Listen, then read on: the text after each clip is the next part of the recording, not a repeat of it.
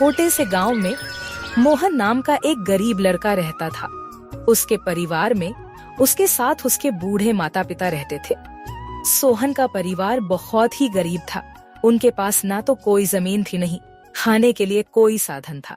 सोहन दिन भर मजदूरी करता और उससे जो कुछ भी कमा पाता उसी से अपने पूरे परिवार का पेट भर लेता। यह देखकर सोहन के माता पिता बहुत दुखी होते। हमारे पास ना अपना घर है और ना ही अपनी कोई जमीन। हमारा बेटा दिन भर दूसरों के खेतों में मजदूरी करता है और उसके बदले भी उसे बहुत कम पैसे मिलते हैं। हम दोनों अपने बेटे पर बोझ बन रहे हैं। परेशान मत हो रीमा, हमारा बेटा बहुत मेहनती है, भगवान सब देख रहा है। सोहन ने कभी किसी के साथ गलत नहीं किया, वह ईमानदारी से मेहनत करता है। उसने बचपन से बहुत परेशानियां देखी है पर उसने कभी हार नहीं मानी। एक दिन हमारा बेटा भी बहुत धन कमाएगा और उसकी सारी परेशानियां दूर हो जाएंगी। सोहन हमेशा सोचता था कि आज भले ही उसकी किस्मत उसका साथ ना दे रही हो, पर उसे यकीन था कि अगर वह मेहनत करता रहेगा तो एक दिन उसका भाग्य भी बदलेगा और उसकी सारी परेशानियां खत्म हो जाएंगी। एक दिन सोहन लालाराम जमींदार के खेत पर काम कर रहा था। लालाराम पास के एक पेड़ के नीचे बैठा था। सोहन अपने काम में लगा हुआ था। तभी उसने देखा कि लालाराम बहुत ही उदास है और गहरी चिंता में डूबा हुआ है। लालाराम को उदास देख मोहन तुरंत लालाराम के पास गया और बोला, क्या हुआ मालिक, आप बहुत उदास लग रहे हैं। मुझे ऐसा लग रहा है जैसे आप किसी गहरी चिंता में हैं। कुछ हुआ है? मुझे बताइए, क्या पता मैं आपकी कोई सहायता कर सकूं। सोहन की बात सुनकर लालाराम को गुस्सा आ गया और वह सोहन से गुस्से में बोला, अरे तू मेरी क्या सहायता करेगा? तू खुद अपनी सहायता कर सकता है क्या? अगर तू किसी की सहायता करने के काबिल होता तो क्या तुझे 2 वक्त के खाने के लिए आज मेरी जमीन पर काम करने की जरूरत पड़ती? चल यहाँ से जा, अपना काम कर और मुझे परेशान मत कर। सेठ जी, ऐसा नहीं है, यह सब वक्त वक्त की बात है। सब किस्मत का खेल है और इंसान को अपनी मेहनत पर विश्वास रखना चाहिए। आज भले ही किस्मत मेरे पक्ष में ना हो, लेकिन अगर मैं ईमानदारी और लगन से मेहनत करता रहूंगा तो किस्मत भी एक दिन मेरी तरफ झुक जाएगी। मेहनत और धैर्य से तकदीर के दरवाजे खुलने में देर हो सकती है, लेकिन मेहनत कभी बेकार नहीं जाती। मोहन की बात सुनकर लालाराम बहुत प्रसन्न हुआ। अरे सोहन, तेरे विचार तो बहुत अच्छे हैं। तेरी बातें सुनकर मन को एक सुकून सा मिला है। इतनी परेशानियों में भी तू अपनी जिंदगी खुश होकर काट रहा है। सेठ जी, यह सब मेरे पिता की सीख है। जब भी मैं किसी चीज के लिए अपने पिता से जिद करता था तो मेरे पिता हमेशा मुझे यही समझाते थे, बेटा सोहन, हमारे पास इतना धन नहीं है कि मैं तेरी हर इच्छा पूरी कर सकूं, लेकिन एक बात हमेशा याद रखना, जिंदगी भी मौसम की तरह होती है। कभी यह धूप की तरह खुशियों से भरी होती है, कभी ठंड की तरह कठिनाइयां लाती है और कभी बारिश की तरह परेशानियां आती है। लेकिन जैसे हर मौसम बीत जाता है वैसे ही जिंदगी के मुश्किल हालात भी गुजर जाते हैं।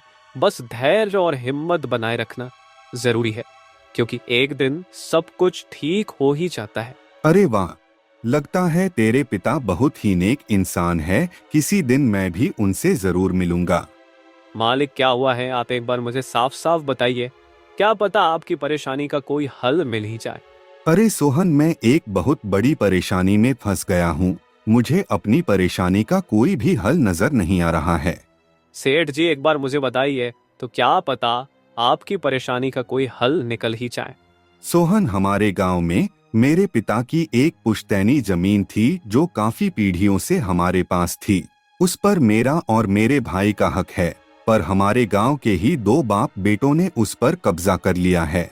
मैं पुलिस थाने में केस दर्ज कराने की सोच रहा था, लेकिन गांव के बहुत बड़े बड़े लोग उनके साथ हैं। मैं कितनी भी कोशिश कर लूं, लेकिन मैं उन लोगों का कुछ नहीं बिगड़ पाऊंगा। अब तो उन लोगों ने उस जमीन पर खेती भी शुरू कर दी। मेरे पिता की पुश्तैनी जमीन मेरे हाथों से छीनी जा रही है, इसलिए मैं बहुत परेशान हूँ। मुझे समझ नहीं आ रहा मैं अब क्या करूँ। आप सही कह रहे हैं सेठ जी, अगर आप कानून का सहारा लेकर भी अपनी जमीन को वापस लेने की कोशिश करेंगे तो भी आप उनका कुछ नहीं कर पाएंगे। हाँ सोहन, अब तू ही बता मैं अब क्या करूँ। मैं तो सोच सोच कर परेशान हो गया हूँ। मेरी पुश्तैनी जमीन छीनी जा रही है और मैं कुछ भी नहीं कर पा रहा। सोहन ने कुछ देर सोचा और कहा, मालिक, आप चिंता मत कीजिए, हर परेशानी का कोई ना कोई हल जरूर होता है। अगर आप चाहे तो एक तरीका है जिससे आप अपनी जमीन वापस पा सकते हैं। अगर ऐसा कोई तरीका है तो जल्दी बताओ सोहन, वह क्या तरीका है? सोहन ने लाला राम को अपनी सारी तरकीब पूरी तरह समझा दी। तरकीब सुनकर लाला राम मोहन से कहता है, अरे वाह सोहन, तू तो बहुत समझदार है। तूने तो बहुत अच्छी तरकीब बताई है। ऐसे तो मेरी जमीन मुझे जरूर मिल जाएगी। मैं तुझसे वादा करता हूँ, अगर तेरी यह योजना सफल हुई तो मैं अपनी जमीन का एक हिस्सा तेरे नाम कर दूंगा। अरे मालिक, आप ऐसा क्यों कह रहे हैं? आप मेरे मालिक हैं। आपकी वजह से मुझे अपने घर के लिए 2 वक्त का खाना मिल जाता है। आपकी मदद करना तो मेरा फर्ज है। मुझे आपकी जमीन नहीं चाहिए, ठीक है? सोहन, तुम बहुत नेक इंसान हो। कल से तुम इस काम पर लग जाओ। सोहन फिर से खेत में अपने काम पर लग जाता है। अगले दिन सोहन जगत और विनोद नाम के उन बाप बेटों के पास पहुंच जाता है जिन्होंने लाला राम की जमीन पर कब्जा कर रखा था। नमस्कार सेठ जी, मैं यहाँ से गुजर रहा था तो पास के लोगों ने बताया कि आपके यहाँ काम के लिए मजदूर की जरूरत है। क्या आपके यहाँ मुझे भी कोई काम मिल सकता है? अरे अरे, कौन हो तुम? तुमसे किसने कह दिया कि यहाँ मजदूर की जरूरत है? यहाँ किसी मजदूर की जरूरत नहीं है। सेठ जी, मैं एक मजदूर हूँ, पास ही के गांव में रहता हूँ, काम की तलाश में इधर उधर भटक रहा हूँ। हर दिन कहीं ना कहीं काम मिल जाता है, बस उसी काम को करके अपना पेट पालता हूँ। कभी खेती कर लेता हूँ तो कभी कोई मजदूरी। यह तो ठीक है, पर हमारे यहाँ फिलहाल कोई काम नहीं है। सेठ जी, मैंने तो सुना है कि आप लोग इस गांव के सबसे बड़े जमींदार हैं। आपके पास बहुत सारी जमीन है, इसलिए आपके यहाँ हमेशा मजदूरों की जरूरत रहती है। इसलिए मुझे लगा कि यहाँ मुझे कोई ना कोई काम जरूर मिल जाएगा। अरे भाई, मैंने कहा ना, यहाँ किसी भी मजदूर की जरूरत नहीं है। इसका मतलब लाला राम सेठ आपके बारे में सही कह रहे थे? लाला राम ने हमारे बारे में क्या कहा? अरे कुछ नहीं सेठ जी, चलिए तो मैं चलता हूँ। सेठ जी, आपके यहाँ तो कोई काम नहीं है, मैं अपने लिए कहीं और कोई काम देख लेता हूँ। सोहन वहाँ से जाने लगता है।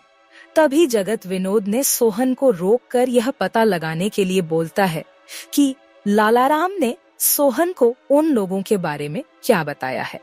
अरे भाई, इधर आओ, शायद तुम्हारे लिए हमारे पास एक काम है। सोहन तुरंत उनके पास चला गया और बोला, धन्यवाद सेठ जी, बताइए क्या काम है? आप जो भी काम बोलेंगे मैं हर काम करने के लिए तैयार हूँ। आखिर बूढ़े माँ बाप का पेट पालना है। अरे सब्र रखो, काम तो हम तुम्हें बता ही देंगे। पहले यह बताओ कि लाला राम हमारे बारे में क्या कह रहा था। सेठ जी, मैं पहले लाला राम सेठ के यहाँ काम करता था, पर वह बहुत ही कंजूस और बदतमीज आदमी है। मैं उनकी यहाँ दिन रात मेहनत करता, पर इतनी मेहनत करने के बाद भी वो मेरी सही मजदूरी नहीं देता था। इस बात पर कल मेरी उससे बहस हो गई थी। फिर क्या हुआ? लाला राम ने हमारे बारे में क्या कहा? जब मेरी सेठ लाला राम से बहस हो रही थी, तब उसने मुझे कहा कि पूरे गांव में उनसे ज्यादा मजदूरी कोई नहीं दे रहा। तो मैंने गुस्से में कह दिया कि गांव के सबसे बड़े जमींदार जगत सेठ और विनोद सेठ सबसे अच्छी मजदूरी देते हैं, इसलिए उनके यहाँ हमेशा काम करने वालों की भीड़ रहती है। हाँ भाई, बिल्कुल सही कहा था। आखिर हम गांव के सबसे बड़े जमींदार हैं। हमारा फर्ज है कि जो भी मजदूर हमारे यहाँ काम करता है उसे उसकी मेहनत के हिसाब से सही मजदूरी मिले। वाह सेठ जी, आपने बहुत अच्छी बात कही। लाला राम सेठ कभी भी आपकी बराबरी नहीं कर सकता। वह तो शायद आपके जितना भी नहीं सोच सकता। जगत और विनोद सोहन की चापलूसी भरी बातों में आ जाते हैं और उसे अपने यहाँ काम पर रख लेते हैं।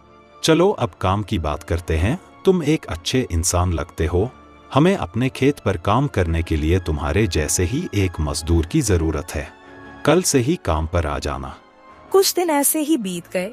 एक दिन जगत अपने बेटे विनोद से बोला, विनोद बेटा, यह सोहन तो बहुत मेहनती है। यह अकेले ही 4 लोगों का काम कर देता है। अच्छा हुआ कि हमने इसे रोक लिया। हाँ पिताजी, आप सही कह रहे हो। सोहन बहुत मेहनती है। इसके जितना काम शायद ही कोई और करता होगा। ये पूरा दिन यहाँ काम पर अकेला लगा रहता है। सोहन की मेहनत ने जगत और विनोद का दिल जीत लिया। कुछ दिन और बीत गए। एक शाम जगत और विनोद अपने खेतों का दौरा कर रहे थे। जब वे अपने खेत पर पहुँचे तो देखा कि सोहन इतने देर तक भी काम कर रहा था। सोहन भाई, अब तो रात होने वाली है, तुम इतनी देर तक काम क्यों कर रहे हो? अब घर जाओ और आराम कर लो। सेठ जी, हमारी किस्मत में आराम कहाँ है? घर पर बूढ़े माँ बाप है। काम नहीं करूंगा तो उनके लिए 2 वक्त का खाना कहाँ से जुटा पाऊंगा? घर पर बैठकर आराम करने से अच्छा है कि मैं काम करूं।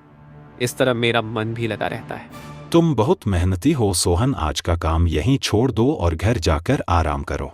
नहीं सेठ जी, इसकी कोई जरूरत नहीं है। मैं काम करने में खुश हूँ। आप लोग जाइए, मैं ठीक हूँ। ठीक है सोहन, फिर हम जाते हैं। जब तुम्हारा मन करे काम खत्म करके अपने घर चले जाना, ठीक है। इसके बाद जगत और विनोद खेत को सोहन के भरोसे छोड़कर चले गए। अगली सुबह जब विनोद और जगत अपने खेत पर लौटे तो देखा कि वहाँ पुलिस खड़ी है। पुलिस को देखकर दोनों दौड़ते हुए आए और पूछा, क्या हुआ थानेदार साहब, आप यहाँ क्या कर रहे हैं? क्या यह जमीन तुम दोनों की है? हाँ थानेदार साहब, यह जमीन हमारी है, हमारे पास इसके कागजात भी हैं। फिर तो तुम दोनों को ले जाकर जेल में डालना ही पड़ेगा। यह क्या कह रहे हैं थानेदार साहब, हम कुछ समझे नहीं, आप क्या कहना चाह रहे हैं? अभी तुम दोनों बहुत अच्छे से समझ जाओगे। वह देखो तुम्हारी जमीन से क्या निकला है। थानेदार के कहते ही दोनों बाप बेटे जब पलट कर देखते हैं तो वहाँ उनकी जमीन में एक लाश दबी हुई थी जिसमें सिर्फ कंकाल बचा था। यह देखकर दोनों बाप बेटे डर जाते हैं। थानेदार साहब, यह किसकी लाश है और यह हमारे खेत में कहाँ से आ गई? अब बहाने मत बनाओ, पहले लोगों को मारो फिर उन्हें अपनी जमीन में गाड़ दो और अब कह रहे हो कि यह क्या है? नहीं थानेदार साहब, हमें नहीं पता कि यह सब क्या है। यह लाश यहाँ कैसे आई, हमें कुछ नहीं पता। अब झूठ मत बोलो, अगर फांसी नहीं हुई तो कम से कम तुम दोनों को उम्र कैद की सजा तो जरूर मिलेगी। फांसी और उम्र कैद की बात सुनकर दोनों बाप बेटे डर गए और थानेदार के सामने गिड़गिड़ाने लगे। थानेदार साहब, हम इस लाश के बारे में कुछ नहीं जानते। हमें नहीं पता यह लाश किसकी है और इसे यहाँ कौन गाड़ कर चला गया। इस मामले से बचने के लिए दोनों ने कुछ तरकीब सोचनी शुरू की। तभी सोहन वहाँ आ जाता है। अरे सेठ जी, यह पुलिस यहाँ क्यों आई है? क्या हुआ है? सोहन देखो, पता नहीं कहाँ से हमारी जमीन में यह कंकाल आ गया है। मालिक, यह कंकाल यहाँ कहाँ से आ गया? ये तो बहुत गंभीर बात है। हाँ सोहन, पता नहीं यह कंकाल यहाँ कहाँ से आया है और थानेदार साहब को लगता है कि इसे हमने यहाँ मारकर गाड़ा है। अब तू ही कोई उपाय सोच जिससे हम इस परेशानी से बच सके। तीनों को आपस में खुसर फसर करते देख थानेदार ने कहा, अब कोई तरकीब मत बनाओ, तुम दोनों बाप बेटों में से कोई एक तो जरूर जेल जाएगा। अब तुम ही तय करो जेल कौन जाएगा।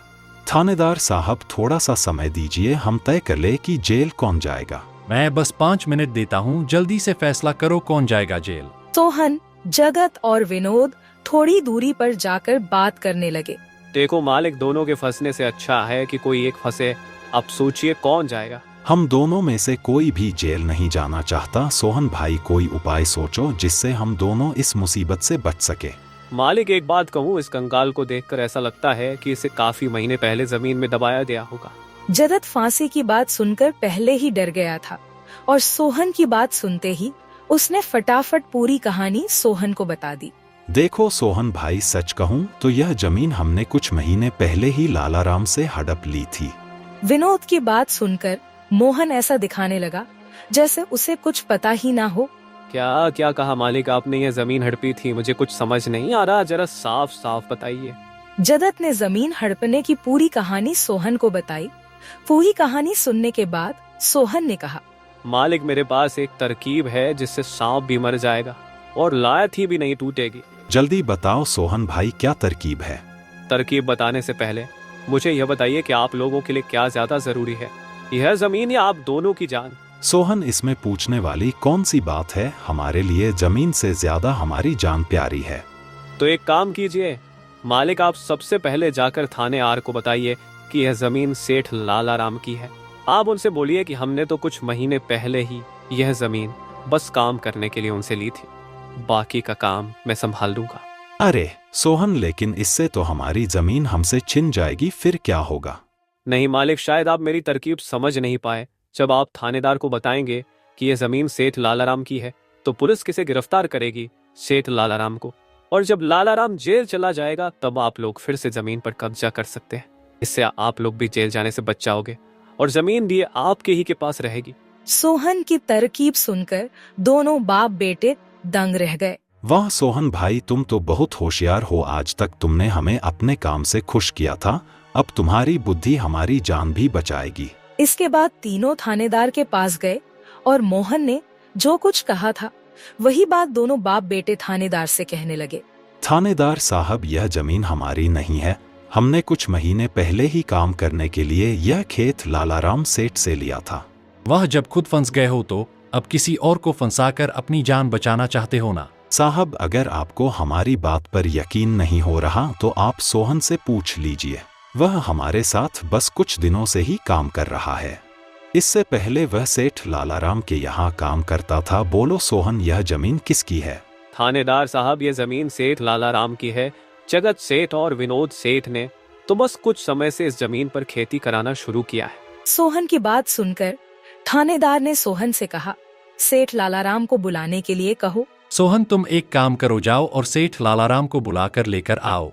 सोहन तुरंत जाकर सेठ लालाराम को बुला लेता है, परंतु लालाराम अपने साथ गांव के सरपंच को भी अपने साथ ले आता है।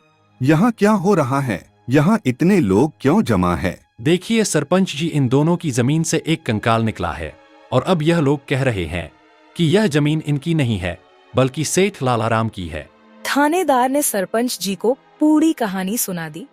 अपने आप को फंसा देख जगत ने सरपंच